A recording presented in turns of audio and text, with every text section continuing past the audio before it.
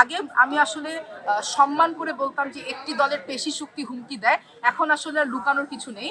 BNP দলের BNP যারা দল করে সেখানে কিছু নেতাকর্মী আছেন, বিএনপির লোকজন সাধারণ জনগণকে থ্রেট দিচ্ছে যে সেন্টারে যাবা না, মারামারি হবে, হাত ভাঙ্গা ফেলবো, পা ভাঙ্গা ফেলবো। বাবুগঞ্জ মুরাদিবাসীর কাছে গোলাম কিবরিয়া টিপুর জন্য অনেক ভালোবাসা আছে এবং তারা আমার মনে হয় আসলেই গোলাম কিবরিয়া টিপুর প্রতি কৃতজ্ঞ যে উনি সমাজের প্রতি এত কাজ করেছেন উন্নয়নের জন্য।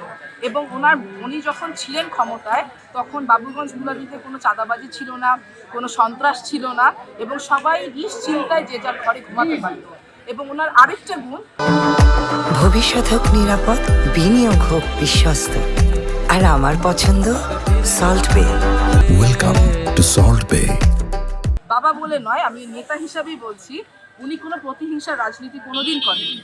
উনি যদিও জাতীয় পার্টি থেকেই এমপি হয়েছেন, কিন্তু উনি কখনো অন্য কোনো দল, সেটা বিএনপি হোক, জামাত হোক, ওয়ার্কার্স পার্টি হোক বা অন্যান্য যে দল আছে, কাউকে কোনো মিথ্যা মামলা বা হয়রানির শিকার হতে দেয়নি এবং কাউকে করতে দেয়ওনি। সেটা নির্বাচনী প্রচারের শেষ পর্যায়ে আমরা বলতে পারি। তো এই পর্যায়ে এত দিনে আপনার কোনো প্রতিবন্ধকতার শিকার হয়েছেন কিনা? জি, প্রথম হয়নি, কিন্তু এখন যেটা দেখছি, আগে আমি আসলে সম্মান করে বলতাম যে একটি দলের পেশি শক্তি হুমকি দেয়।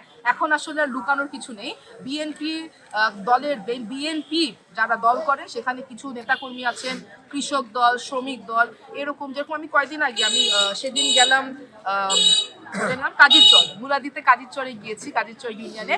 ওখানে যেরকম ওপেনলি বলেছে যে এমপির মাইয়ার গাড়িতে ঢিল মারবো, ওপেনলি বলেছে। হ্যাঁ, সে আসছে কেন, তাকে চলে যাইতে বল, নাহলে হের গাড়িতে ঢিল মারবো। ভোটের দিন কোনো সংখ্যা আসে কিনা? অবশ্যই আছে। তারা ওপেনলি বিএনপির লোকজন, আমি বলছি, বারবার বলছি, বিএনপির লোকজন সাধারণ জনগণকে থ্রেট দিচ্ছে যে সেন্টারে যাবা না, মারামারি হবে, হাত ভাঙ্গা ফেলবো, পা ভাঙ্গা ফেলবো।